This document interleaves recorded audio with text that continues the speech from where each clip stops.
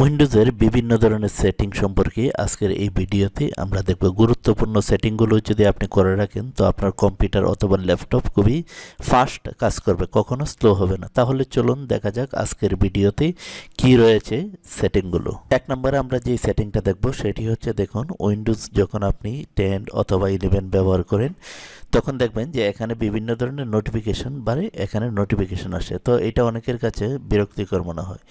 তো আপনি ইচ্ছা করলে এটা আপনি অফ করে রাখতে পারেন। আবার আপনি ইচ্ছা করলে এই নোটিফিকেশন বারে আপনি অন করে আপনি আপনার মতো করে এডিট করতে পারেন। তো তার জন্য এখানে এই যে দেখুন অল সেটিং, এখানে ক্লিক করে আপনি আসতে পারেন, অথবা আপনি এই যে এখানে দেখুন এই যে উইন্ডোজের স্টার্ট, এখানে ক্লিক করে এই যে সেটিংয়ে যাব। সেটিংয়ে আসার পর এই যে সিস্টেম, এখানে আমরা চলে আসবো। এখানে আসার পর আমরা দেখব যে সিস্টেম অ্যান্ড অ্যাকশনস, এখানে আমরা ক্লিক করব। ক্লিক করলে এই যে আমার এখানে অফ করা রয়েছে, তো আপনার এখানে হয়তোবা এরকম অন করা থাকে। তো আপনি ইচ্ছা করলে এটা অফও করতে পারেন, আবার অনও করতে পারেন। এই যে দেখুন, যদি অফ করেন তাহলে কিন্তু আপনার এখানে কোনো মেসেজ বা কোনো নোটিফিকেশন আসবে না। আবার আপনি ইচ্ছা করলে এখানে অন করে এই যে দেখুন, এখানে আপনার স্ক্রিন লকটা যখন হবে এখানে একটা নোটিফিকেশন দিবে। আবার এখানে দেখুন আপনার বিভিন্ন ধরনের নোটিফিকেশন কিন্তু এখানে আপনার সাজেশন দেওয়া আছে, তো এইগুলো আপনি উঠিয়ে দিয়েও আপনি এডিট করে রাখতে পারেন। আবার এরকমও হইতে পারে যে না, আপনি চাচ্ছেন যে রিসেন্টলি একটা নোটিফিকেশান যখন আসবে, আসার পর আপনি শুধু চাচ্ছেন যে না, নোটিফিকেশানের কোনো সাউন্ড আসবে না, তো তার জন্য আপনি এটা অফ করে রাখতে পারেন। আবার এখানে দেখুন এডিট ইউর কুইক অ্যাকশন, এখানে ক্লিক করার পর আপনি ইচ্ছা করলে এই যে এগুলো রয়েছে এগুলো এখান থেকে আপনি এডিট করতে পারেন। তো এডিটটা কিভাবে করবেন, আপনি ইচ্ছা করলে এই যে বিপিএন, এটা যদি আপনি কেটে দেন, এখানে আপনি যখন আপনি ক্লিক করবেন কেটে যাবে। তারপর আপনি ডান দিবেন। আর যদি আপনি এখানে কোনো কিছু অ্যাড করতে চান তাহলে এখানে ক্লিক করব। এখানে ক্লিক করে এটা আমি আবার অ্যাড করে নিতে পারি এরকমভাবে। যখন আমি ডানে দেব তখন এরকম চলে আসবে। তো এরকমভাবে নোটিফিকেশনের যে সমস্ত কাজ, এটা আমরা এই ভিডিও থেকে আমরা জানতে পারলাম। তো এখন আমরা দেখব দ্বিতীয় নাম্বার টিপস।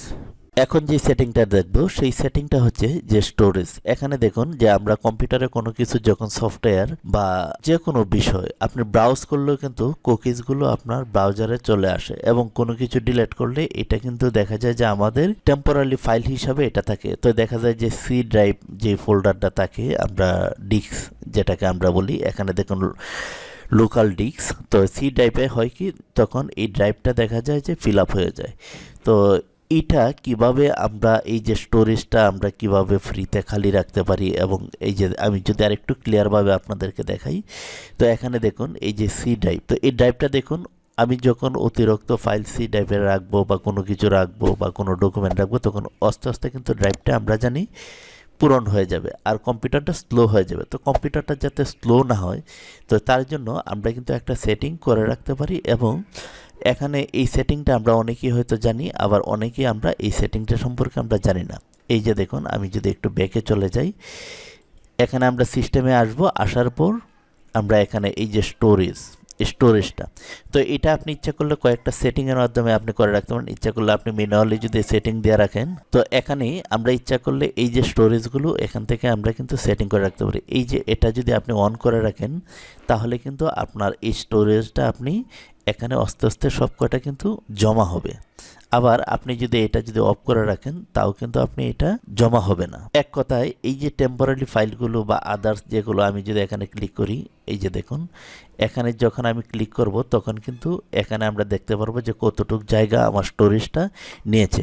আবার এখানে টেম্পোরারি ফাইল, এখানে যখন আমি ক্লিক করব, এখানে ক্লিক করার পর আমরা টেম্পোরারি ফাইলগুলো কিন্তু আমরা এখান থেকে ম্যানুয়ালি আমরা সেটিং করে রাখতে পারি। এখানে যদি রিমুভে যদি দেন, তো টেম্পোরারি ফাইল অথবা আপনার যে কোনো ডকুমেন্ট রয়েছে আপনি যেই সমস্ত ইন্টারনেট থেকে ডাউনলোড করেছেন, আমি যদি একটু ক্লিয়ার করে আপনাদেরকে দেখাই, এই যে দেখুন আমি যখন এই যে এখানে ডাউনলোড, এখানে আমি যে সমস্ত বিষয় আমি নেট থেকে ডাউনলোড করেছি বা আমি কোনো কিছু এই ডাউনলোড ফোল্ডারে আমি রেখেছি, সবকটাই কিন্তু আমরা এখানে ডাউনলোড করার পর এখানে রেখে দিই, আবার অটোমেটিকই এখানে চলে আসে। তো এখানে আপনি যদি একটা সেটিং যদি টিক করে রাখেন, এই যে সেটিংটা এখানে যদি রিমুভ করে দেন, তো সব কয়টাই কিন্তু অটোমেটিক রিমুভ হয়ে যাবে। তো এটার জন্য আপনি যে কাজটা করবেন, আপনি এখানে এটা সিলেক্ট করে এই যে এভাবে সিলেক্ট করে রাখবেন। সিলেক্ট করার পর আপনি যখন রিমুভ করে দিবেন, এখানে যে কয়টা সিলেক্ট থাকবে সে কয়টার এই যে দেখুন এই জায়গাগুলো কিন্তু আপনার এই ড্রাইভ থেকে নিয়েছে। এই কারণে কিন্তু আমাদের কম্পিউটারটা একদম কি হয়, স্লো হয়ে যায়। তো তার জন্য আপনি এখানে যখন রিমুভ ফাইল ক্লিক করবেন, এই যে কয়টা সিলেক্ট করে দিয়েছেন সব কয়টাই কিন্তু রিমুভ হয়ে যাবে। আবার কখনো আপনি এখানে ডাউনলোডে এটা দিয়েন না। এটা দিলে ওই যে আগে যে আমি ডাউনলোড ফাইল আমরা যে ডাউনলোড করে রাখি, সেখান থেকে কিন্তু এটা ডিলেট হয়ে যাবে। তো এখন আমরা দেখব 3 নম্বরের যে সেটিংটা রয়েছে, 3 নম্বরের সেটিংটা আমরা এখন দেখব। তো আমরা 3 নম্বরের সেটিংটার জন্য আমরা এখানে চলে আসবো। এই যে দেখুন সেটিং, আমরা প্রথমে এই যে স্টার্ট মেনু থেকে শুরু করব, তারপর সেটিংয়ে চলে আসবো। আসার পর এখানে দেখুন এই যে এখানে অ্যাপস রয়েছে। তো অ্যাপসের মাঝে আমরা এখানে দেখব যে আমাদের অপ্রয়োজনীয় অনেক সময় কম্পিউটারে বিভিন্ন ধরনের আমরা ফাইল বা কোনো সফটওয়্যার আমরা কিন্তু ব্যবহার করে থাকি। তো যে সমস্ত সফটওয়্যার আপনি ইনস্টল করে রেখেছেন সেগুলো আপনি এখানে কিন্তু আপনি দেখতে পারবেন। তো আপনার যেটা প্রয়োজন না, ধরুন আপনার একটা জিনিস প্রয়োজন না, তো তার জন্য আপনি এই যে এখানে এটাতে আপনি ক্লিক করবেন। এটাতে ক্লিক করার পর আপনি এখানে আনইনস্টল থাকবে এই যে এটা, কারণ এটা কম্পিউটারের উইন্ডোজের সাথে ছিল, এটা কিন্তু আনইনস্টল করা যাচ্ছে না।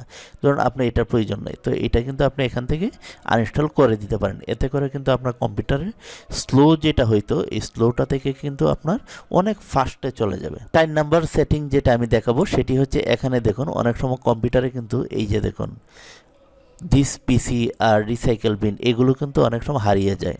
তো যদি হারিয়ে যায় এটা কোথায় খুঁজে পাবেন? তো তার জন্য আমরা এই যে এখানে স্টার্ট মেনুতে চলে আসব। তারপর আমরা এই যে সেটিংয়ে চলে আসব। সেটিংয়ে আসার পর আমরা যে কাজটা করব, আমরা এই যে পার্সোনালাইজ এখানে ক্লিক করব। এখান থেকেই আমরা চলে আসব কোথায়, এই যে থিম। এই থিমে আসার পর এখান থেকে যে ডেস্কটপ রয়েছে, এই ডেস্কটপে আমরা ক্লিক করব। ক্লিক করার পর এই যে দেখুন এটা যদি আমি এভাবে উঠিয়ে দিই, তারপরে যদি আমি ওকে দিই, এখন দেখব যে আমাদের এখানে কিন্তু এই যে রিসাইকেল বিনটা রয়েছে, দিস পিসি এটা কিন্তু নাই। তো এটা আমি কিভাবে আনবো? এটা আনার জন্য আবার আমরা এই যে এখানে সেটিংয়ে চলে আসব। আসার পর এখান থেকে পার্সোনালাইজেশন এখানে ক্লিক করব। তারপর থিমসে আসার পর ডেস্কটপ থেকে আমি এই যে কম্পিউটার এটা আমি সিলেক্ট করে দেব।